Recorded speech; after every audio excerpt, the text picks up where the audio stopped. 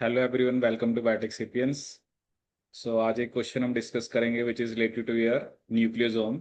ठीक है, तो चलिए देखते हैं क्या क्वेश्चन आया था ये आपका दिसंबर 2019 के एग्जाम में। ठीक है, तो चलिए देखते हैं क्या क्वेश्चन था।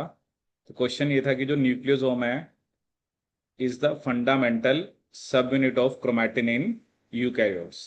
ठीक है ना, एज वी नो कि न्यूक्लियोसोम्स के अंदर आपके जो हिस्टोन ऑक्टामर होता है। ठीक है, so that is the fundamental sub unit of chromatin in eukaryotes. Following statements are made about nucleosome. यहाँ पर हमें कुछ स्टेटमेंट्स गिवन है और लास्ट में हमें कॉम्बिनेशन ऑफ स्टेटमेंट्स बताना है जो जो सबसे ज्यादा अप्रोप्रिएट है और which is the most appropriate. ठीक है, अब देखो ए स्टेटमेंट क्या है। Generally A typical nucleosome contains approximately 200 base pair of DNA. ठीक है, कई जगह पर ये एग्जैक्ट नंबर भी लिखा होता है 146। तो 200 base pair of DNA approximate होते हैं and two copies of each histone H2A, H2B, H3 and H4। ठीक है, तो ये स्टेटमेंट बिल्कुल सही है कि अप्रोक्सीमेटली 200 बेस पेयर होते हैं।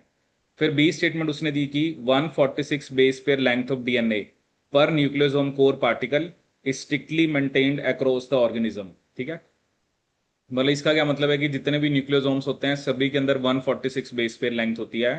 तो ये स्टेटमेंट गलत है। ऐसा नहीं है कि ये थोड़ी बहुत आपकी वेरी भी कर सकती है। तो 146 बेस पेयर मतलब स्ट्रिक्टली मेंटेन्ड होता है अक्रॉस द ऑर्गेनिज्म, ये स्टेटमेंट गलत है।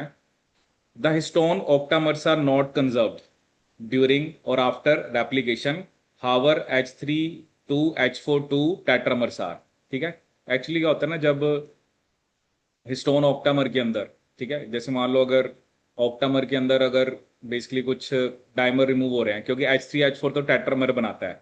ठीक है, लेकिन जो H2A और H2B के डाइमर्स होते हैं, ठीक है, ये अगर आपने पढ़ा हो, H3H4 पहले डाइमर बनता है फिर वो टेट्रामर बना लेता है।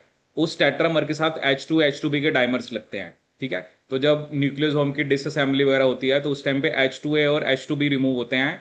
H3H4 जो टेट्रामर है वो इंटैक्ट रहता है। तो ये स्टेटमेंट भी क्या आपकी सही है कि वो कंजर्व नहीं होते हिस्टोन ऑक्टामर, लेकिन H3H4 टेट्रामर होता है। ठीक है, डी स्टेटमेंट है कि variants have been identified for all core histone except histone H3।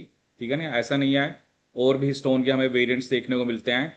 तो ये कहना कि बाकी सभी कोर हिस्टोन्स के लिए तो वेरिएंट होते हैं, H3 के लिए नहीं होते हैं। ठीक है, H3 के लिए भी वेरिएंट्स होते हैं, मतलब सभी के लिए होते हैं। तो डी स्टेटमेंट भी गलत होगी।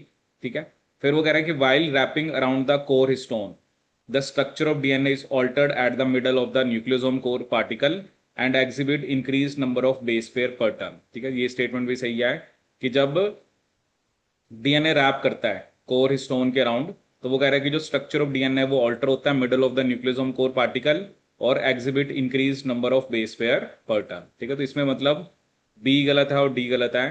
तो हमें वो स्टेटमेंट देखनी है जिसमें ए, सी और ई करेक्ट है। तो इसका करेक्ट आंसर क्या होगा आपका ए। ठीक है, तो यहाँ पर कुछ स्टेटमेंट्स इन न्यूक्लियोसोम से रिलेटेड और उसमें से आपको मोस्ट अप्रोप्रिएट बतानी थी, तो इसका आंसर क्या आपका A, C and E. So this is all about this video. Thank you so much.